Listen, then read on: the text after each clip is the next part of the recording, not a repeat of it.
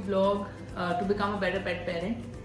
So today I learned about the importance of having a routine for your dog.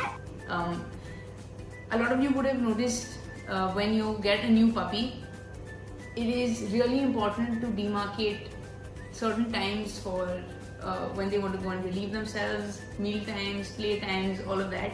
And that helps create a sort of structure for the puppy to understand that, okay, this is how my day is going to look like. Not just that, it's for you and your family as well. When you bring in a puppy at home, there's a lot of adjustment that needs to happen on both ends. Your family needs to get used to the fact that there is a puppy at home and there are responsibilities that need to be taken care of. They need to be walked a certain number of times a day. They need to be let out so that they can relieve themselves. Meals need to be structured in a way that they don't get cranky or snappy as well, just like humans, right? So having a routine is really important for a dog. And what I'm actually going to do is I'm going to try to go through a sample schedule. Again, for every dog and every household, this tends to be different.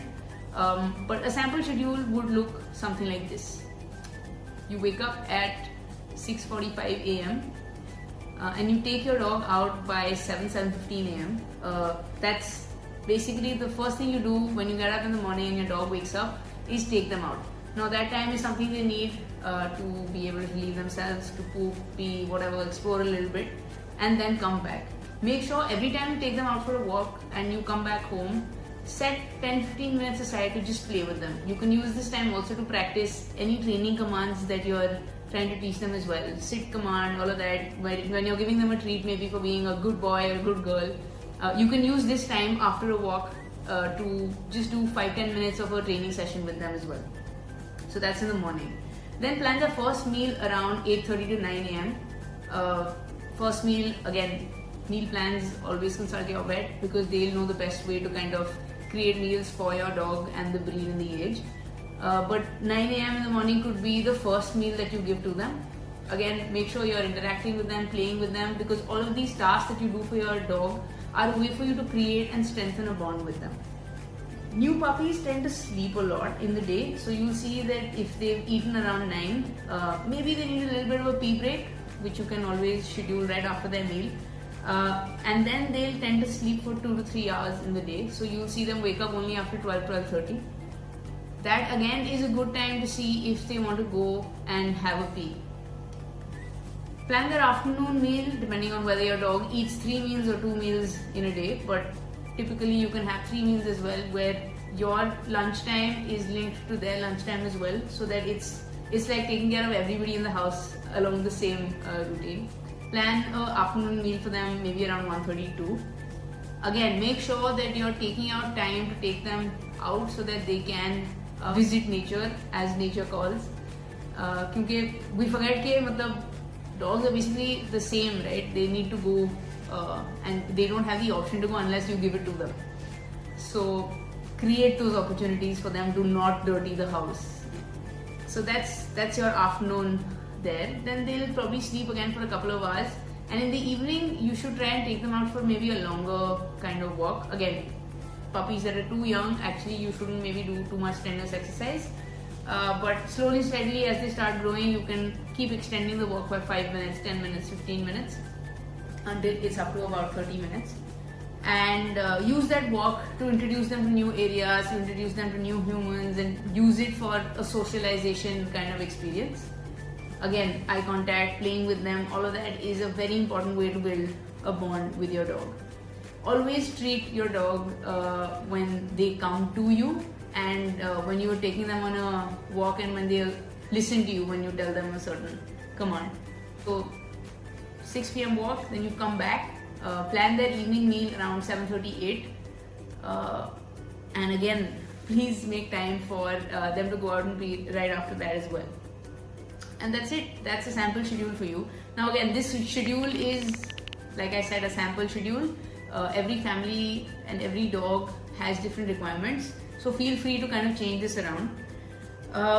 Now we've spoken about the importance of having a routine and making one that your dog sticks to. You'll find that having a routine like this actually helps your dog be better house trained as well, because both you and the family and the dog both understand that this is what's okay and this is not. So if anything doesn't happen, if your dog maybe isn't eating their afternoon meal, that's a sign that you should be worried about that. Okay, maybe do they have a loss of appetite? Is there something that's wrong?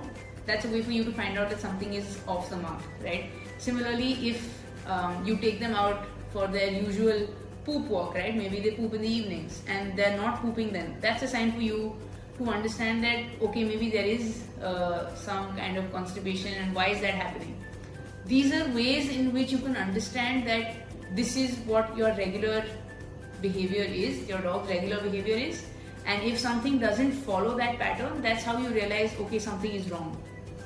Now, it's one thing to make a schedule and talk about the importance of it, but there is an underlying part to this which is equally important, if not more, which is actually sticking to that schedule. Now, a lot of us are really great planners and we plan meticulously when our dogs need to do what, but what we often miss out on is following that plan to a T, which is something that only the pet parent can do, because you are the one who needs to decide that this is the schedule that we will stick to, and that's what your dog gets used to then.